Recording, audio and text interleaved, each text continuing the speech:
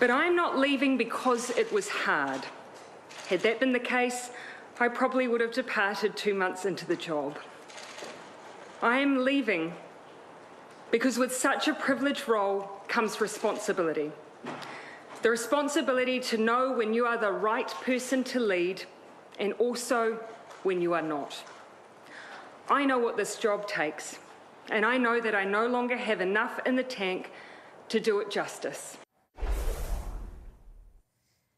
Jacinda Ardern there announcing she'll soon step down as Prime Minister of New Zealand. Not many people know what kind of pressures and challenges politicians like Ardern face. My following guests, though, certainly have a clue. Let's bring back our front bench panel of former premiers, Christy Clark, Kathleen Wynne, and Darrell Dexter. Christy, I'll start with you, and I'll preface my questions in this segment by saying, look, I'm not trying in any way to negate or deflate or diffuse a lot of the domestic things that were going on there. She was under a lot of fire for, COVID restrictions, for the state of the economy, for a number of other things. But I thought the way that she said things last night was really interesting. And in particular, that comment, I just don't have enough left in the tank. And I'm wondering if that resonated at all with you.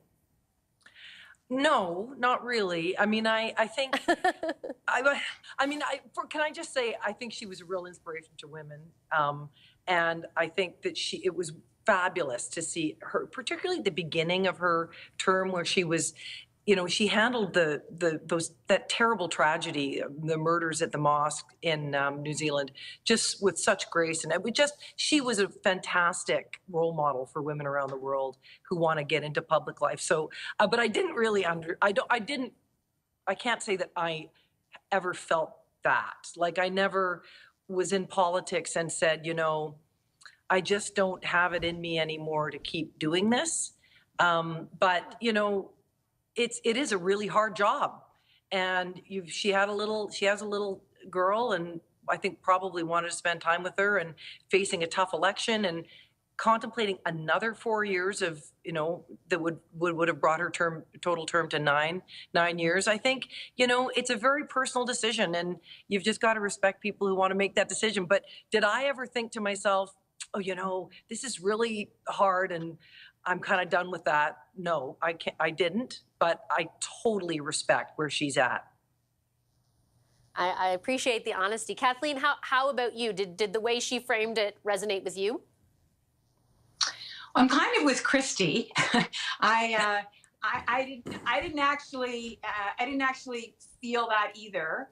But I had my own dilemmas. Obviously, at the end of our term, we'd been there as Liberals for a long time, and I had to make a tough decision about whether to run in the 2018 election or not. And there are lots of people within the party who think I shouldn't have run, and I weighed the options. I mean, that's another story, but I think that, as Christy says, it's a personal decision, and you have to be true to yourself. I don't think we've seen the last of her. I think she's been a terrific leader, and I hope she plays a role globally, or even within New Zealand in the future. But I loved the authenticity of her throughout her time. She was so clear about where she was. She was unguarded in her interactions with her kids, and I just think she really. There was a crazy headline in the BBC that said, can women have it all, or can women do it all, which is ridiculous. She did do it all. We can do it all, and she demonstrated that, and that's very important. That headline is so depressing. Darrell, what about you? I mean, part of what she talked about, and both Christy and Kathleen have alluded to this, is like the concept of knowing when to go, especially in the context of a political career. What are your thoughts on that? Well, first, let me just say that I agree with both Kathleen and Christy. I mean, she, just her presence on the international stage was, really quite remarkable. And, I think people kind of widely admired the way that she kind of took on a lot of the kind of criticism that was leveled at her, and I don't know if she mentioned this or not in her speech, but of course a lot of this, takes place in this online environment where there's just kind of no holds barred anymore in terms of the style and type of criticism that gets leveled at political figures. So she took a lot of that on, and I do certainly understand how depleting that can be. I don't think there was ever a time, and this might, this is, part of kind of when you're in the fight, you don't necessarily feel like, oh, I just can't go on.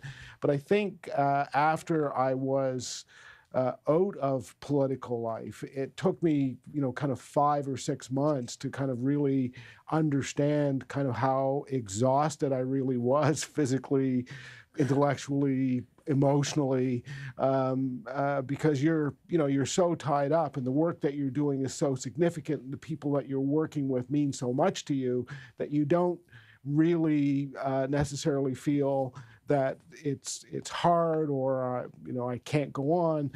For me, it was kind of after the fact that I felt Right. after 6 months, it was my first really good night's sleep. I just have about a minute left, Christy. I'll give the last word to you. Daryl kind of pointed to it, but and this is certainly not just unique to Jacinda Ardern, but the level of vitriol. We always talk about can you still recruit good people into politics? Do you worry about that? Always, always. I talk to women all the time, and I still try and get them to run for public office with any party. They almost always say no, and they say no because they say, some will say, well, look what you went through, Christy. Look at all the things that people said about you. That is the online environment, the vitriol, the anger, the anonymous, terrible things that people say. It really makes it hard to encourage women to get into politics. And I know that was probably part of Prime Minister Ardern's issue. I felt it. Kathleen felt it even far worse than I did.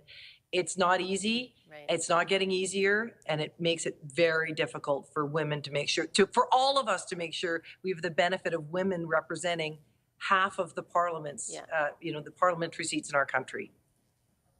No kidding. Okay, well, my guess is this becomes part of our conversation going forward, too. Thanks very much, all three of you, for making time for the discussion tonight.